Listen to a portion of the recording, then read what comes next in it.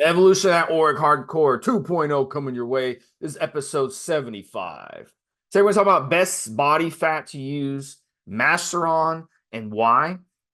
Compliments of EuroPharmacy. So in this one, we're going to talk about Masteron facts and history. We're going to go over this amazing DHT derivative. We're going to talk about what Masteron is used for in bodybuilding. We're going to talk about what options EuroPharmacies has available. They have several different options for you. And then we're going to talk about how to stack it as well. We're also going to get into a debate on the body fat recommendations to use Masteron. So that's been a hotly debated topic the last few years. And then we're going to talk about how to use Masteron for the best benefits, dosing, and all that other good stuff. So it's going to be a really fun podcast because Masteron is one of those that a lot of people don't really understand. So let's talk a little bit about the history. Developed in 1959, along with Anadrol by Syntex Pharmaceuticals. And it did not hit the market until 1970. They sold it on the brand names Masteril, which is IL, Masteril, and Drostanalone. And now you see it go by Drostanalone. Later, Eli Lilly received a license for the drug, sold as a Drolban, and first developed to combat breast cancer. Obviously, they've come up with better anti-estrogens since then. So they had the idea at that time, let's come up with a pure DHT derivative anabolic steroid, okay? And what this will do when you take it is it will drop estrogen in the body. And we're going to take it from the hormonal route to accomplish it. You got to remember in this era, they were so obsessed with hormones. This happened during the 50s and during the 60s. They were obsessed with playing around with hormones, taking hormones, changing the molecules. They literally paid people to sit in a lab and fuck with hormones all day. And a lot of you would probably love a job like that, right? But this is what they were doing. So they'd come up with these anabolic steroids with different, little differences between them. In this case, they came up with something that helped drop estrogen levels. So they would give it to females who had breast cancer or after they had breast cancer. Now, today, of course, those of you, unfortunately, cancer is rampant all over America, and you probably know someone who's had breast cancer. I know I have. I've known several. And here's what happens. The doctors will give them either a serum or some type of anti-estrogen, usually Nolvadex. Nolvadex is probably the number one prescribed drug for breast cancer. So we've had different things, and it doesn't cause hormonal issues, doesn't cause DHT side effects, and all this other stuff. So in medicine, we've definitely come up with better ways to treat these things without going the hormonal route. But back then, that's the route they had because it was easy for them. That was their little thing for the 10, 20 years to come up with the hormonal stuff. Go Yeah, ahead. I was going to say, Steve. I mean, the science that they used then, with the best intention, was probably what we would consider to be now kind of fucked up, right? I mean, without going into the ins and outs, some of the experiments that they did. I mean, for example, the whole super soldiers program with regards to both the Americans, the Russians, and the English, giving their military methamphetamine to allow them to fly long flights, to stay awake and kick ass on the battlefield. The experiments that you and I discussed when we talked about hyperplasia by muscle cell splitting and how they were testing cats, forearm strength. Another one involved thigh muscles with weights tied to the cats. And then they were inducing, and I use that word very carefully, the cats to run with these weights, but think drowning rats and giving them drugs to see which ones didn't drown quicker because their endurance had improved, and a bunch of stuff that now you'd be like, that was your science, that was how you experimented. And yet, ironically, and including, as Steve says, the development of Masteron as an inhibitor for estrogen and a cure and I use that word loosely, for breast cancer was all done with the best intention. But when we look back now, knowing what we know now and knowing that there are other options, the science was kind of fucked. But it's only because the scientists then knew less than we knew now about the options, and they knew less about the results of the experiments and so on and so forth, Steve. But again, I mean, I'm thinking of books I read at school, and I'm thinking I would have been in what you guys would have called high school.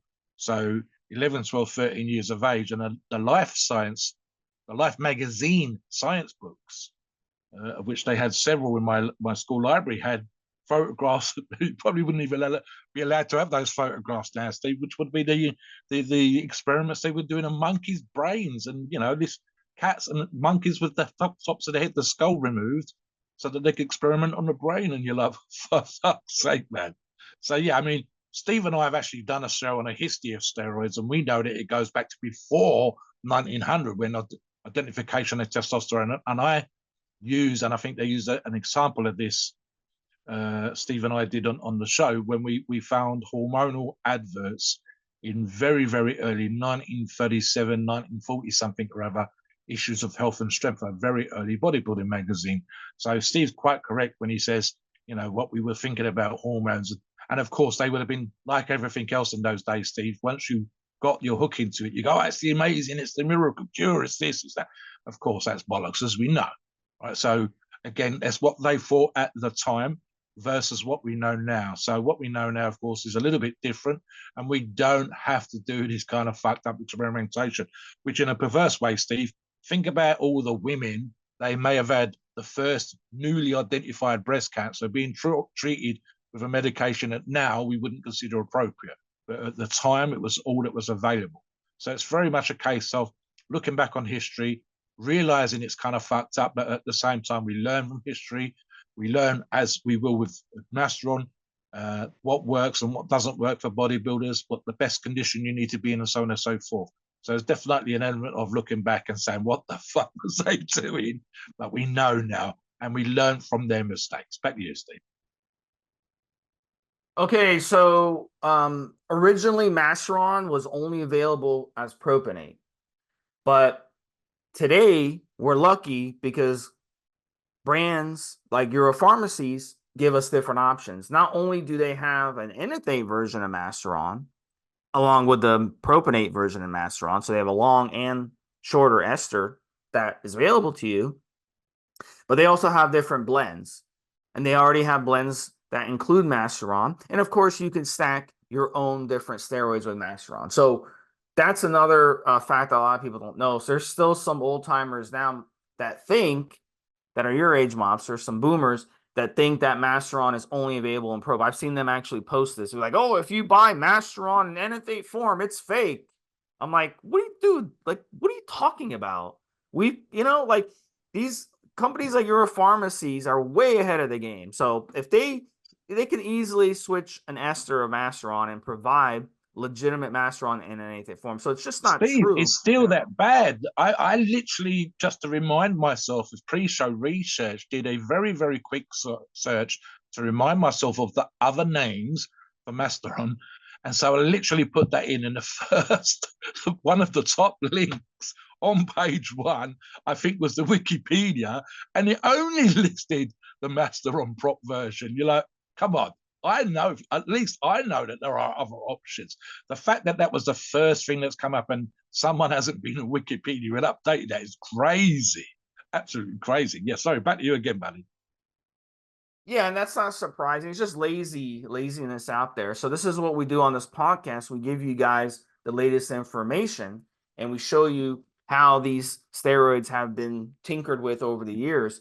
So now anabolic to androgenic ratio, I'm not a big fan of these on paper because a lot of times it doesn't translate to real life. In this case, Masteron is listed as a 62 to 25 ratio. So it's anabolically 62, which is a third less anabolic than straight testosterone.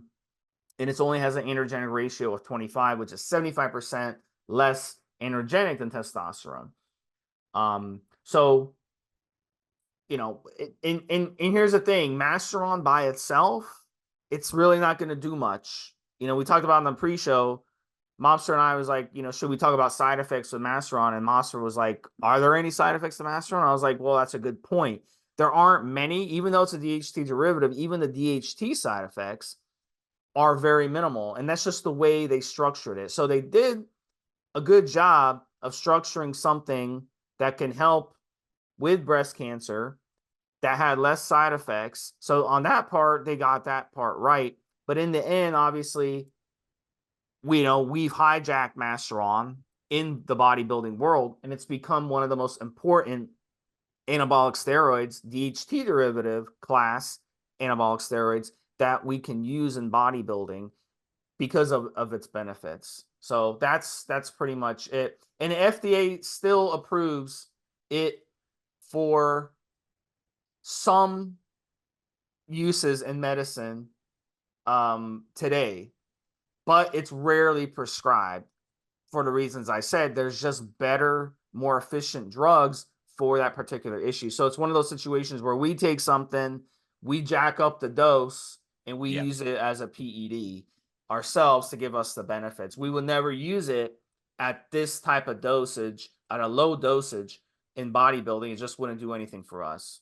No, no. Let me jump in again here, Steve. So typically, and I would agree normally with Steve on this, and we've even discussed where some of these scoring systems have come from, Steve. Typically, I would say the scoring system is a waste of time. It's just a general guide. However, in this example, it's probably kind of accurate. The reality of the situation is or few to none of you are going to be using Masteron on its own. So on its own, I'd actually kind of say, Steve, this scoring system is pretty close. Certainly when you hold it against testosterone. But how many people, how many times have we seen in the years that we've been doing these shows, and certainly the years that we've been helping with advice and doing research and reading about PEDs, etc., how many times have we seen a single example? I can't think of one right now. You might do of someone using Masteron on its own. Perhaps back in the day, but certainly not the last 10, 15 years, and certainly not in all the time that Stevesmi and I have been doing these shows together, which will be 7, possibly coming up on 8 years now, Steve. Hard to believe. Have I seen an example where we've gone onto the forums and discussed Masteron as a single solo PED? And of course, exactly what Steve said at the end just now as well is how many of us, even if we did, would run it at medical dosages versus PED doses. So it's definitely one of those things where the scoring system, and I know where some of these scores systems have come from, they were there just to give you an idea of how things work. The problem was there were so many scoring systems, at least 3 or 4 I can think off the top of my head. Sometimes it came down, as a lot did in those days when these first scoring systems first got used, to either chemistry, which doesn't work again in the real world in terms of, well, we've done this in the lab and this is what happened in the lab. Yeah, but again, medical doses, not PD doses, and typically very much a case of the author themselves. So I can think of, for example, William Llewellyn with the steroid encyclopedias, Michael McHart, Paul Borison, and a bunch of other gurus out there all having different scores, which just skews that data something awful. However, as I say, in this example, the 65 anabolic, 25 androgenic seems to be about right, Steve. But again, you're not running it on its own. So that whatever else you take with it is going to throw that number out the window. So yeah, back to you on that one. All right. So one last thing, very, very important, which is going to segue into the rest of the podcast, is how I mentioned it's a DHT, dihydrotestosterone class of steroid. And this is very important to understand. So you have the 5A reductase enzyme that synthesizes DHT in adrenal glands, our testes, hair follicles, prostate, giving males man-like features. DHT is what gives us penises when we're developing. In males, 5% of testosterone that is produced gets converted to DHT. So if you're using testosterone or testosterone derivative, percentage of that is going to convert to DHT in the body, but it's not going to be a big amount. So if you keep jacking up your testosterone dose more and more and more, you start getting the DHT side effect. You start getting the head hair loss, the prostate, hitting your prostate, stuff like that. So you've got to keep jacking up testosterone. But with Masteron doesn't get converted to DHT in the body. It is itself a DHT derived compound. So obviously when you take Masteron, you're getting that direct DHT effect in the body. And dihydrotestosterone, does things in the body that we don't think about. Now, one of the things that it does is you've got a list of effects that different hormones do. Estrogen being last on the list, DHTs being first, and that is binding the sex hormone binding globulin. And SHBG is very, very important. So you've got free testosterone and you got total testosterone in your body. You got bound and you got unbound. So when you're taking a DHT derivative, such as Masteron, it does a really good job of binding the SHBG, driving that number down, and it will free up more hormones in the body. So this is why Masteron is one of the most optimal anabolic steroids to use in a stack, because it makes the other steroids around it work better. Mobster, you want to touch on that? Yeah, Steve and I did a show on this recently, so definitely look out for that particular one. I think, as we discussed on the show, Steve, we did quite a bit of research because we were challenged to do so, and we ended up educating ourselves on the free testosterone and the benefits of using Masteron. But the number one, which I believe, Steve, was a 4-to-1 ratio, with the baseline again being testosterone, the number one, so slightly ahead of Masteron, was Proviron. But again, it's that combination of what you're doing. Notice also, Steve, that both Proviron as a steroid is incredibly mild, and arguably, as we discussed at the beginning of the show, so is Masteron.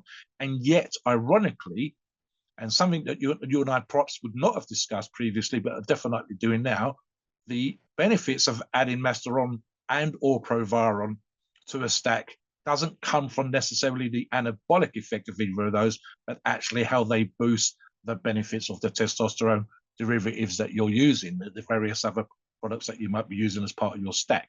And that's one particular benefit. And in fact, we're going to get into two benefits. The next one, which we'll discuss momentarily, would be the hardening effects. But of course, I would argue, Steve, that we might cycle them or dose them slightly differently. So less, for example, for the free testosterone boosting benefits, and more if we're looking for the hardening effects. And of course, in the first one, you wouldn't necessarily worry too much about your body fat percentage, but in the second one, perhaps you should, which of course is a topic and title of this show. So yeah, back to you on that one, Steve. All right, so let's get into the topic of, is body fat an important factor when using Masteron? So Mobster, I'll let you touch on this. We can kind of debate this back and forth.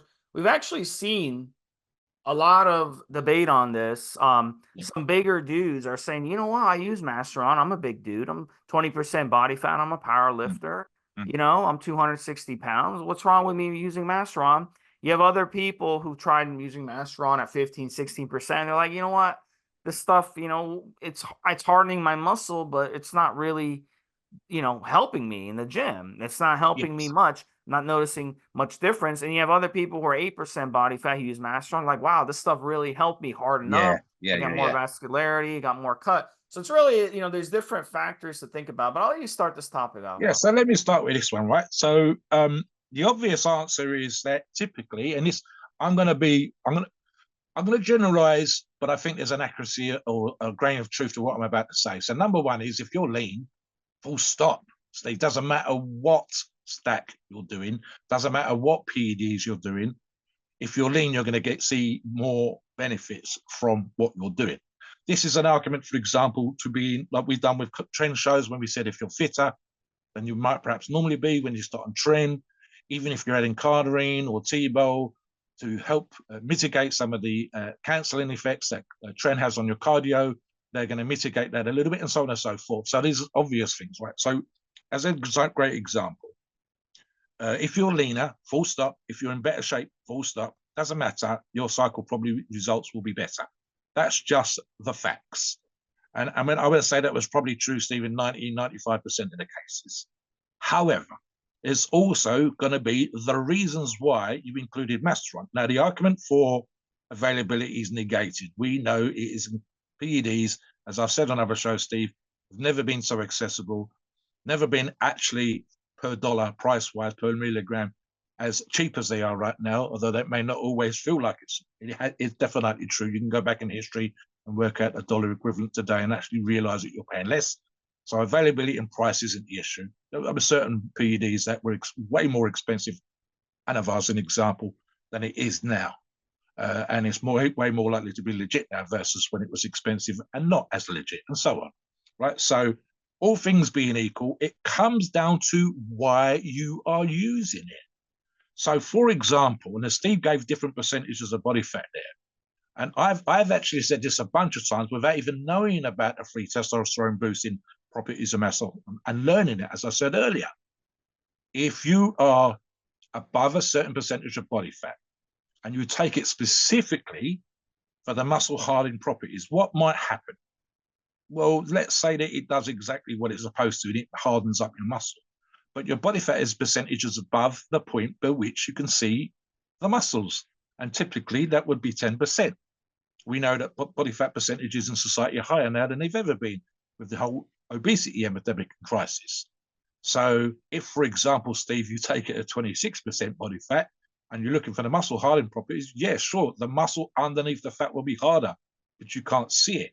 If you're 10% or less, you can see your abs, you can see separation between muscles, veins are popping, and then you put Masteron into the mix, and you specifically do for the muscle hardening and or the drying, then of course you're going to see more.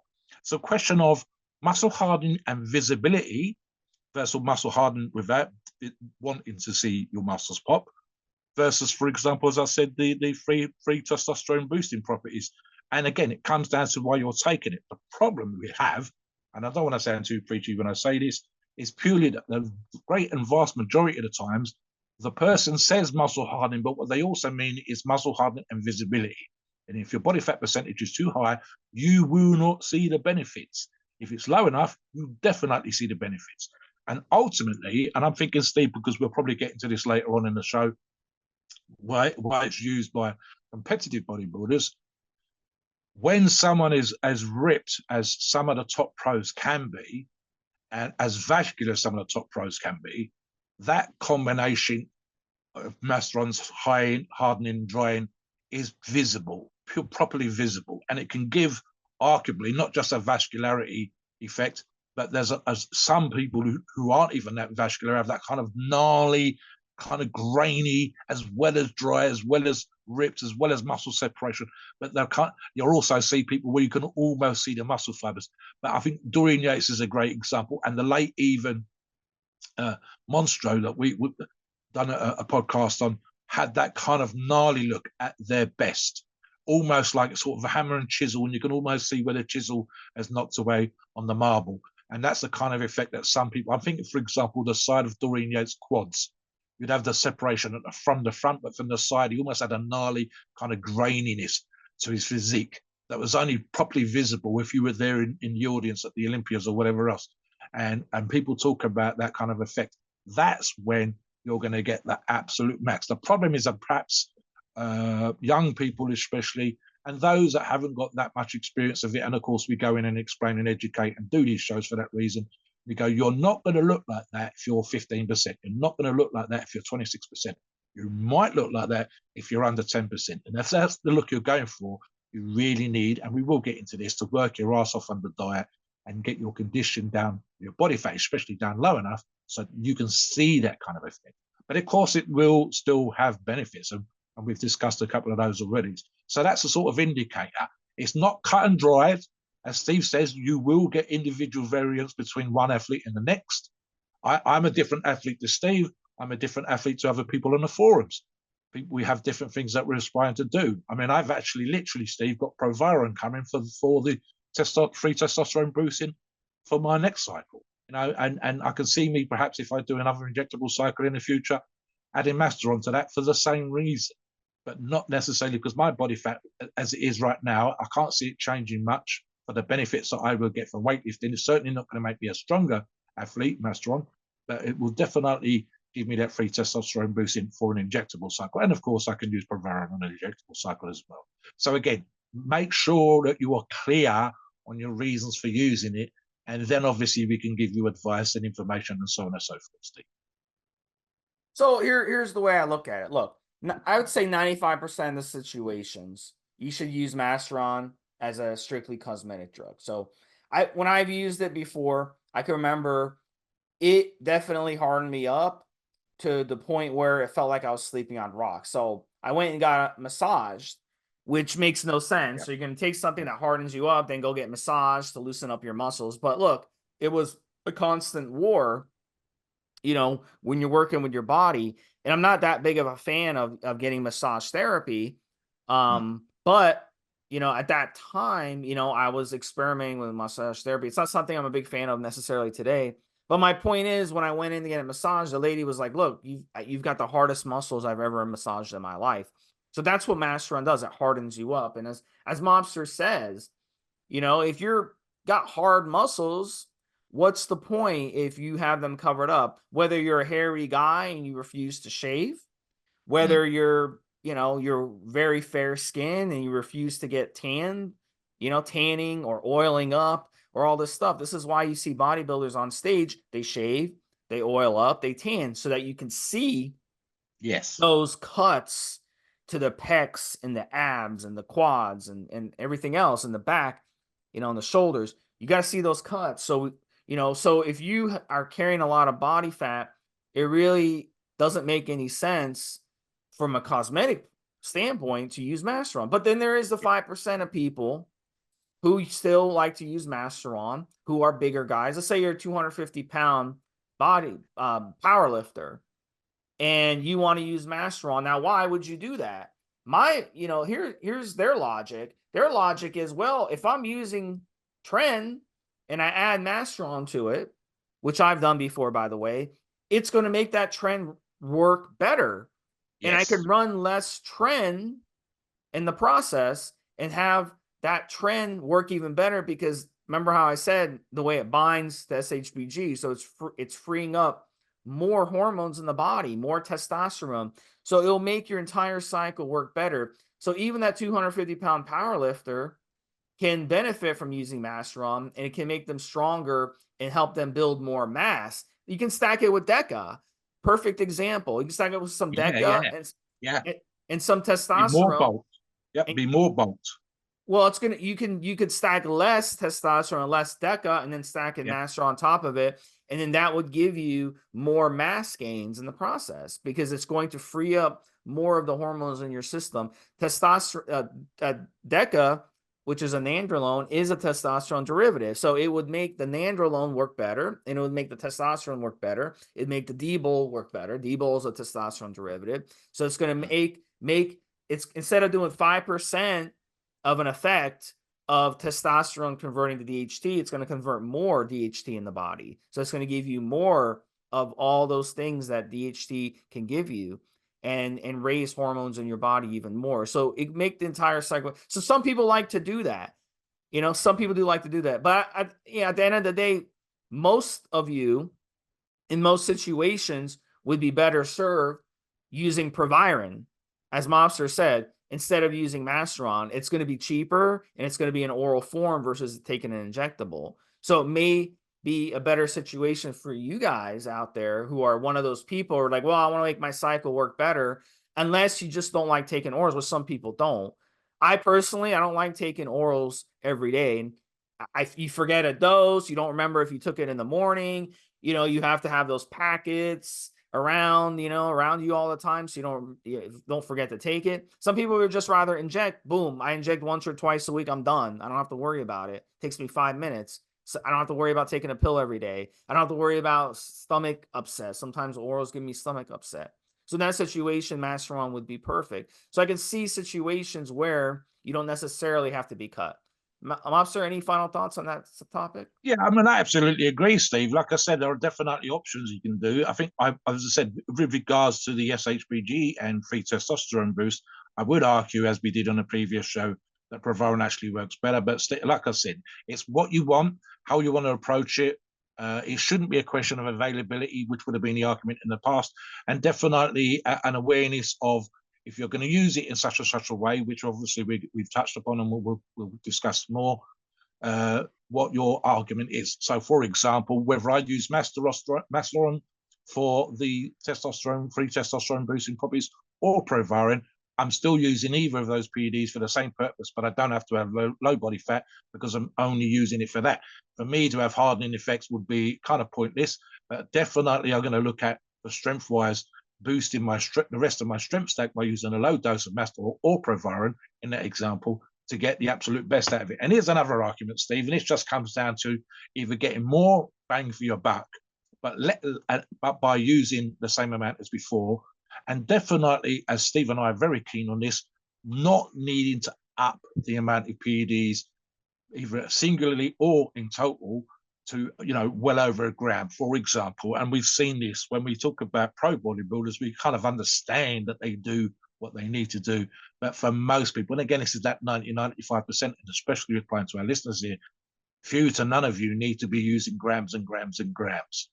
And if we can get for example, and I'm just using this very, very rough, this is not science, this is literally just me guessing. If, for example, you had a great stack and it was 1,000 milligrams total combined per week, and you added a little bit of Provarin or Masteron on a daily basis, and I mean a little bit, just for the equivalent, for example, Steve, of 25, 50 milligrams a day, something like that with the Mast. You don't suddenly need to go to 1.5 grams on your next stack because you've literally boosted the effectiveness of the 1,000 milligrams that you was already taking to, for example, and again, this is the guess, 1,200 or 1,300 milligrams, because you're getting that much more from your 1,000 milligrams. You've made what you're doing that much more effective and that much more economical, and without having to add grams and grams and grams to double up on your gains, triple up on your gains. And we see that a lot. We see people, for example, oh, it's my 3rd cycle, it's my 4th cycle, I'm going to go crazy this time. And I'm like, why? Why do you don't need to do that. You won't necessarily double your gains by doubling the amount of product you're putting in. The issue with side effects is that much higher. So why not take something like Masteron that actually benefits you in a small dose by boosting the properties of the stack that you were using last time. So you're still running the same amount with a little bit of an addition of Masteron and actually seeing way more from what you did before in terms of effectiveness. That seems to work. That makes sense to me, Steve. That's like you don't necessarily put huge wheels on your car and suddenly expect it to go faster, because that's not how it works. It's creating more friction. It's more the motor has to work harder and so on and so forth.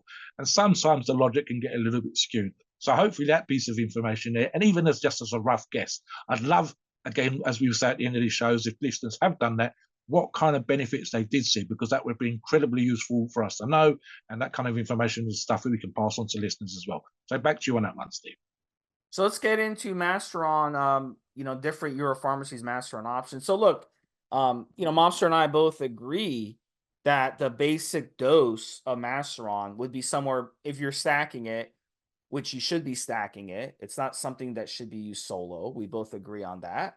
I don't really see the point of using it solo, but stacking it somewhere between 250 and 400 milligrams a week would be perfectly fine and give you a lot of those benefits we talked about earlier. Now, we've seen pro bodybuilder doses, and we see them push the doses past 1,000 milligrams. Now, why is that?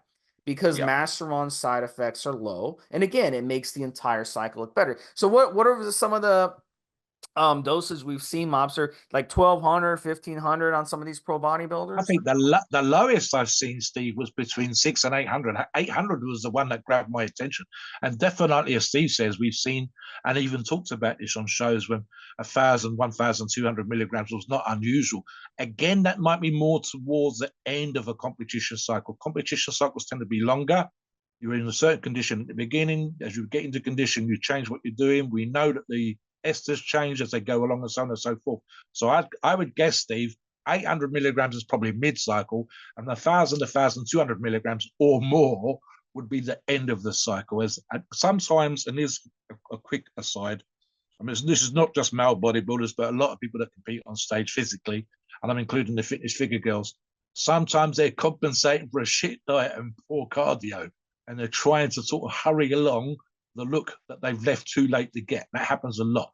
So you would probably get away with using less, even as a pro, if you'd have prepared better and cut better and dieted better and so on and so forth.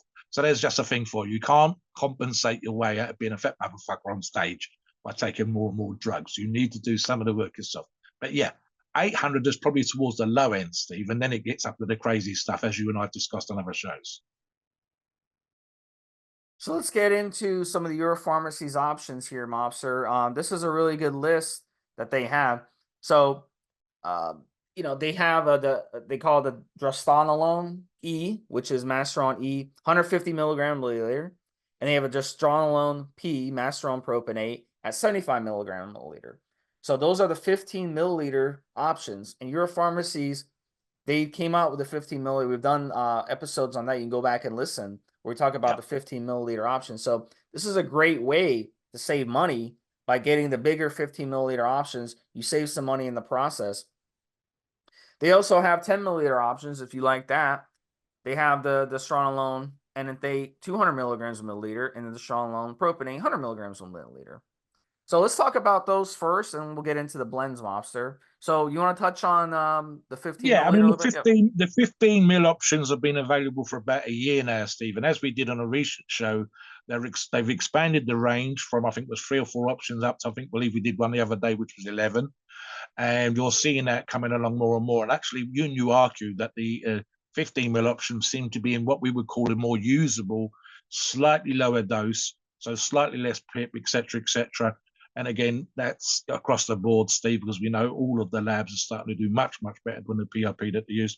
I would see, for me, Steve, as you said, with the numbers that you suggested, I could see me, if I was going to do this, I would prefer the longer ester, which would be the enanthate version, and I would probably run 2 mil of that, 300 milligrams, because I tend to keep the total milligram dosage for me relatively low across the whole of the cycle. So it'd be well under 1,000 milligrams total. So yeah, I could see me doing something like the enanthate, one every 4 or 5 days versus the prop, purely simply because it's less pinning, and 300 milligrams, so 2 mil a week on that particular one. On the 10 mil options, again, it comes down to availability. I suspect that at some point in the future, they will phase out, and this is just me guessing, the 10 mil options, but they're available for now, so you can still get these on the various resellers, and the information for these is still available on the EuroPharmacies site. But at 200 milligrams, again, for me, that would be 1.5 million a week of the enanthate, and the propionate, if I decided to use it, would be 3 milligrams per week.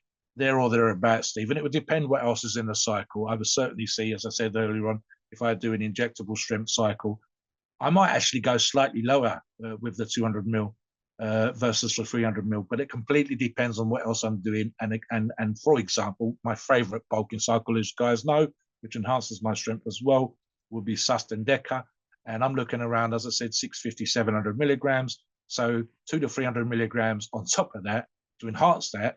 And bearing in mind, Steve, as you know, and I've mentioned this on multiple shows, that my most recent was slightly over a gram for the first time ever, and I hit an all-time high body weight of 336.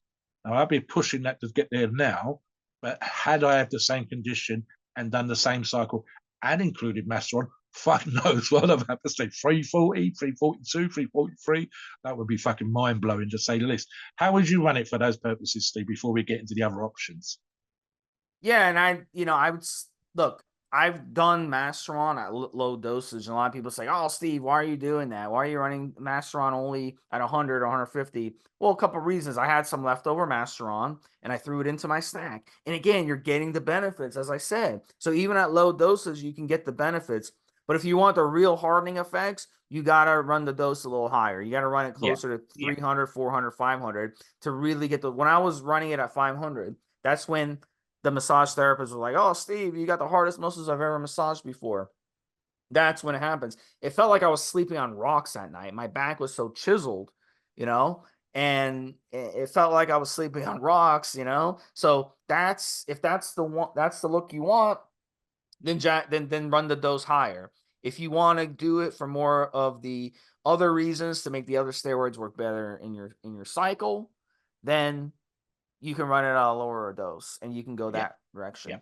So when you're shopping, again, when you go to EuroPharmacies and you're shopping for the brand name Masteron, you want to make sure you don't get confused because they do list it as Drostanalone. So yes. very, very important to know that. So let's get into the blends a little bit and then we'll talk about some of the other steroids you like. So they do a really good job here of coming up with a couple really good blends. that are going to save you the trouble of having to do your own, put together your own stack. So, um, I'll start with the EP cutting mix, Mobster, and you can talk about the other one. So Yep. the EP EuroPharmacies cutting mix 300, really, really simple. It's got trinacetate 100 milligram a milliliter. It's got the drostanalone mass, which is Masteron propionate 100 milligram a milliliter. It has testosterone propionate 100 milligram a milliliter. Now this is a great recomper, and this is great for people who like an even amount of the tren, the Yep. Masteron, and the testosterone right down the middle, 100 milligrams, and it's 300 milligrams per milliliter. So you're going to need to take, if you want to do 200 milligrams of each per week, you're going to have to take 2 cc's. If you want 300 milligrams of each per week, you need 3 cc's. So really, if it's your first time using this, let's say you're listening to this podcast, you're like, wow, this sounds really good. I want to use this for the first time. You can go ahead and use 2 cc's a week total, and you could basically pin this twice a week. Now, a lot of people say, oh, Steve, acetate, propionate, you really should pin it every day. You should pin it every other day. You don't. You don't. These esters are attached to these steroids to give it a slow release. So trust me when I say you can get away with twice a week. But if you insist on 3 times a week or 4 times a week or every day, you could do it that way as well. So this is a good option. If you do want to do it every day or every other day, you can inject just a tiny amount every day, maybe half a Yes. cc every other day. Yes. Yes. So then every 2 days you're getting 100 milligrams of each, and then that would come up over the course of the week, till it would be about 350 milligrams of each, which would be more than enough to get really, really good results. And I would also consider possibly using, if you do jack up the dose like that, you gotta remember that testosterone is going to be aromatizing, and the Masteron might not be enough to offset that. So it's a good idea to at least have the EuroPharmacies Aromacin or EuroPharmacies Aromatics on hand, and then you could do it that way. Mobster? Yeah, I've used a very similar product, Steve, except that it was half the overall dosage. So I've used a product that would be 150 milligrams total. And Steve was exactly right. That for me was 3 pins of 1 cc a week. So in this particular example, Steve is exactly right. It would be exactly the same ratio, except you could, for me, again, just use half a cc, as Steve says, per week. But again, of course, it's also come back to what you need, your requirements, and so on and so forth. So, for example, I wouldn't be that keen on going much over the 900 milligrams total. If I was doing it 3 times a week, this would put me under there, obviously, just 900 or less. I might do it so it's 3 times 1 week, such Steve, and 4 times the next, which is equivalent of every other day. But as I said, the product that I ran before, I decided to stick with the 3 times a week, and that worked fine. It's just double the potency. The other option, and I discovered, Steve, when we were doing the pre-show research, that there was 2 products, when I believe one's the older name and one's the newer name, but they had like identical. So I'll give you both the names, listeners. One's called Rapid Cut 350, aka Rapid Cut Pro 350.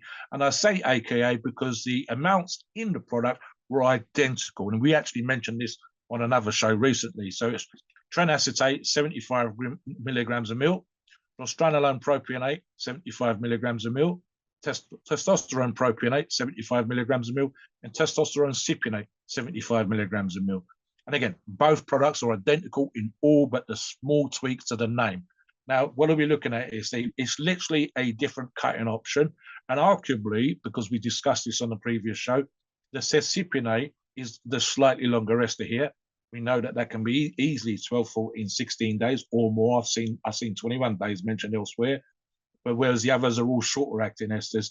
So again, look, the reasons why labs put these products together, and you go, why have they got 3 shorter esters and a longer acting ester? Quite often that's what the customers have asked for. Would it be any more hardening or fat burning? Not necessarily. It just gives you the option of doing something that's a little bit different, to just 50 milligrams more than the previous product. And again, it comes down to your experience of those particular things. We know, for example, cypionate is incredibly popular for TRT. So it might be the case here, Steve, that you're getting something that's in your system for a while when all the others have cleared your system after a stack, after a cycle. That might be the reason why it's been done in this particular set of circumstances. How would I use this product? 2 milliweeks, Steve. That would suit me down to the ground. I know, actually, arguably, and that's because it's 700 milligrams. I would probably prefer 3/4 of a mil 3 times a week. There's a little bit of a faff with the measuring and making sure that the amount you've got in the syringe is accurate, but it's not the hardest thing that you're ever going to do, guys. And again, you're still going to get the benefits of the shorter acting esters in exactly the same way as the other products that we've discussed already. Purely and simply, it's a question of ease and circumstance versus the amount. I don't know necessarily, Steve, that I would run it much higher than it. If you was using a 350 ml product like we're discussing here, would you run it higher over a gram, for example, or perhaps even see a different way of using? Yeah, in this situation, it's very similar to the one I just went over, except they add the cypionate at 75 milligrams. So it's just extra testosterone. So if you're a person, you're a big testosterone person, and you're like, I gotta use testosterone as my base in every cycle. I gotta use more testosterone than Tren. I gotta use more testosterone than Masteron. You're like one of those people, you just react really good to testosterone, then this would Yeah. be a good option to you. So this could be a good lean bulker. So if you do, if it's 350 milligram milliliter, and you got to figure 150 milligrams of that is going to be the testosterone. So that's basically going to be the difference in this. So that would be something to take a look at. Yeah, and so this one actually, this is a little mistake we did on the pre-show. It should be the test cypionate 125 milligrams. So Yes, yes, yes, yes. My mistake there, Steve. Carry on, mate. So if you look at the Rapid Cut 350, that's what the missing. I was like, why is there missing 50 milligrams? So yeah, I've so got it written down properly. I sent Steve an email. I've actually got it written down on my notes, but not sent it to him. We actually did this another show the other day when we discussed the identical product. So yeah, definitely a bit of a mistake there. 125 yeah. milligrams. But you guys get the point. It's more testosterone. So you're talking about 200 milligrams of test prop and test sip, with 125 milligrams being test sip. So it's 200 milligrams of that, and only a 150 of the Trenase and Masteron P. So you're getting each cc that you take, you're getting more testosterone than you're getting Trenase and Masteron propionate together. You see, so this is for people who react really good to testosterone. So a lot of you out there, you've run testosterone, you're like, wow, I cut on testosterone, I recomp on testosterone. I like how testosterone makes me feel. I like the mood, I like the Yes, libido. I like that's what I the was going to say, Steve, just to interrupt you. Listen, right, when you're doing a cut, and especially when you're doing a cut with Trent, we can sometimes have a sort of sensation as being ever so slightly off slash. And then I had this when I used it, it was absolutely amazing for recomposition, Steve, but I did feel ever so slightly toxic. And we know that a lot of people that like to use testosterone feel good on testosterone. So I suspect that might be the reason why the ratio is that little tiny bit higher here, because of the way that you can feel on trend versus the way that the slight increase of testosterone will make you feel that little bit better. And again, you're on a cut, you're eating less. It's never going to be the best thing to do, Steve. You're doing more cardio, etc., etc. If they can enhance your sense of well-being, even just a little tiny bit, it's going to make the whole thing that much easier to do. So that's probably what it's about as well. Yeah, and really, at the end of the day, it's how you guys experiment with these different steroids. So let's touch upon some other options. What are some other steroids we can use with Masteron? Well, really, you can use anything with Masteron, but I'm not a big fan of stacking another DHT derivative with it. That's just too much. It's just unnecessary. If you want more DHT derivative, simply raise your Masteron dose to a higher amount instead of stacking something like Anavar or T-Bol or Primo or Proviron, any of those. It's just not necessary. Now you see pros. I've seen pro stacks. They've done Masteron, they've done Proviron, they've done Winstrol, they've done more DHTs with it. It's just overloading it because they really want to get dry and hard going into their contest. But for a normal Joe, which is most of you out there, you're not going to get the benefits by stacking a DHT with another DHT with another DHT. It's just not going to make any sense. So I would look at steroids like Equipoise, for example. It's a testosterone derivative. That would be a good option. Those of you who want lean muscle mass, those of you who want to recomp, you don't want to mess with trend, you don't want to mess with too much testosterone, you could always do some equipoise and maybe add in some tests. It's an option. You don't have to, but that would be a good way to kind of tap into that equipoise. So a dosage of 300 milligrams of equipoise, 250 milligrams of Masteron, and you could throw in 100 milligrams of test. That would be a perfectly good mild cycle, and you get good lean mass effects. Another option you can do, and I'll let you do your thoughts too, Mobster, is how about with DECA? And I talked about DECA earlier. It's a nandrolones. You could do the nandrolone phenylpropionate. EuroPharmacies has all of the above. They have really good nandrolone options with NPP or with DECA. And you could do that. And the reason you want to do that is because with nandrolones, if you listen to me over the years, you know that I always recommend with nandrolones to stack a DHT derivative with nandrolones. And that would be a good stack. So, Mobster, what would be a way you would stack nandrolone with Masteron? What would be the dosages that you would do? Well, as I said, Steve, I think I would probably go with exactly the sort of cycle that I've previously done in the past with regards to DECA and Sustanon. Run at roughly the same 300, 350 milligrams of each. In fact, if I remember rightly, we were looking at somewhere between 765 milligram total to 765 milligrams. So I need to go back in my really old diaries and have a look. But it was there or thereabouts. Let's call it 700 milligram total. And then add a low dose of Masteron just to boost the bulking properties that I've got. And I've told the listeners previously on other shows that I would regularly go from 280 to 300. And even as I said earlier on in this show, went for the all-time high, although it was at a higher dosage. Total was 1,050 milligrams, which is the first time I'd ever gone over a gram on any cycle for a brief 4 weeks to hit an all-time highest body weight ever. Arguably, I could actually go ever so slightly lower, Steve, and still keep the numbers into a sensible level. I could, as I said earlier in the show, run Masteron at 300 milligrams, 350, 300, and so on and so forth. That's still only 900 milligrams total, there or thereabouts. It's just around 1,000 if you run 350, 350, and 300. So that would be an easy way to do. Now, as Steve said, looking for the DHT properties of different things. I've never run Anavar that high, Steve. And I know a bunch of people for competitions or for getting to shape will use way more Anavar than me. And it's not unusual to see competing or those getting ripped for summer, etc., running Anavar as high as 100 milligrams. I've never gone over 50 and typically have gone anywhere between 30 to 50 milligrams. But what about if I did decide, for example, to run it at 100 milligrams a week? So that'd be 700 milligrams total for a short period of time, perhaps just for the 4 weeks. I would normally run Anavar longer, but at a lower dosage, and then use something like Masteron to boost the properties of the Anavar. And again, I'm not doing it to get dry. I'm not doing it to get hard. I use Anavar purely and simply for strength gains, and it works incredibly well for me. So, yeah, let's and one other thing it did occur to me, Steve, and I've mentioned this on a bunch of shows when I talked about testosterone outfit, and I say, listen, my buddies raved about it, I didn't rave about it. Perhaps having a boost to what we're talking about here, Steve, would be a benefit in that particular regard. So I might actually get more out of something that I didn't think that was that effective before, just by boosting the gains I got on it. My buddies loved it, and I would argue, Steve, that my body fat in those days was actually kind of reasonable, so nothing crazy and whatever else.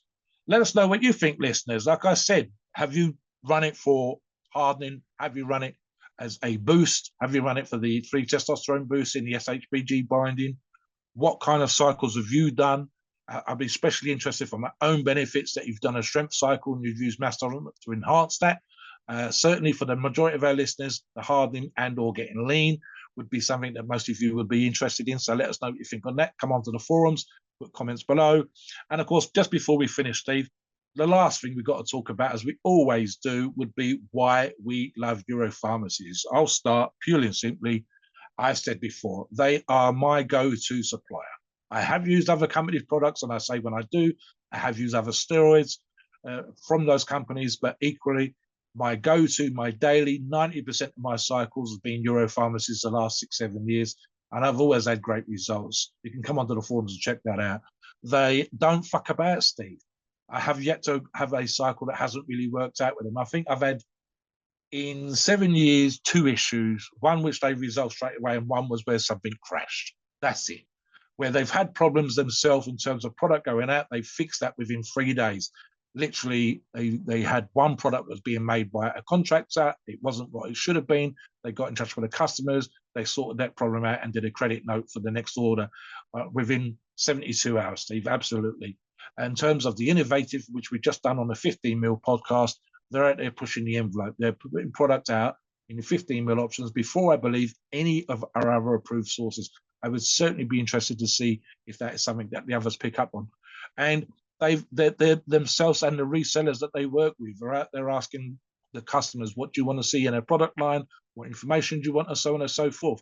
And finally, of course, Steve, we do this in a lot of shows, product testing. We talk about in-house, we talk about out-house, where the company themselves, the lab, sends it off to an outside lab to be tested, but also independent testing. And when we talk about independent testing, literally a customer buying EuroPharmacies product and other companies, sending them off to a lab at their own expense and not having one product that we recommend, that we approve of, including EuroPharmacies, not one product failed. In fact, every single one, including EuroPharmacies, was within the 5% that's allowed within the pharmaceutical industry, never mind the labs that we're talking about. Steve, what do you think on that before we go to the finish? Being able to trust what you put in your body is very important. Can you imagine if you run Masteron and it's really something else? Oh, If you run Masteron, you're trying to harden up, you're trying to tighten up, and you're using testosterone, you blow it up instead. I've seen this all the time. You know, anything, Anavar, Primo, they're faked a lot. Yes. Sources over the years, they fake them. So this is a killer. You're halfway through your cycle, you're busting your ass, you're sacrificing your relationship, you're sacrificing time with your family, you're sacrificing money and, you know, opportunities with your job to run this cycle. You want to get the most out of your cycle, and then you find out halfway through you're running something fake. That's not right. And this happened to me before. Twice it's happened to me. When I first started using steroids, it happened to me because we didn't have access to brands like EuroPharmacies. I don't think EuroPharmacies was even around in those days. If they were just starting out. But they've proven themselves over the past 10, 12 years to be a trusted brand, and they've built a very big following now of customers who repeatedly use them, like Mobster, for example. He knows if he needs something, he can go get it from EuroPharmacies, and he knows he's going to get legitimate products. So look, at the bottom line is, EuroPharmacies, if a client comes to me like, Steve, you know, can you recommend some brands to me? You know, I'll give them 5, 6 brands, and it'll always be EuroPharmacies will always be one of the 5 or 6 that I recommend, because I know they're legit. I'm not going to give my client a bad brand and make myself look stupid in the process. Mobster, finish off last minute and take us to the disclaimer. Yeah, listen, Steve, we did an interview with one of their amazing reps. Customer service, if anything's got better.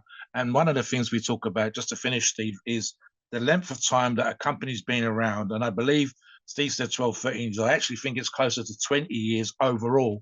And you don't get to last 20 years by being piss poor at what you do. Doesn't matter whether you're a supermarket, you make dog biscuits, whatever. You don't get to last 20 years and become respected in industry and have the kind of customer service that I'm talking about without putting a lot of work and time in, and you get to stay there. There are a lot of fly-by-night labs. I've seen many come and go in a matter of months. Others have not lasted barely a year. Some of them have put out amazing products to begin with, and then the quality has dropped off as they got greedy or lazy. EuroPharmacies has actually got better as they've gone along and are looking to improve all the time. So that's another reason why we love them. And like Steve says, just to finish on that, there's definitely one of my very, very short list of, and I don't get as many as Steve, I'm sure, but on the messages that I occasionally get asking me to recommend, above and beyond what I've done on the forums, there's a very, very short list which I recommend all the time. And EuroPharmacies is always on that list. Please note, we are not doctors and the opinions are ours. It is our view and based on our experience and views on the topic. A podcast are for informational purposes and entertainment only. The freedom of speech and the First Amendment apply.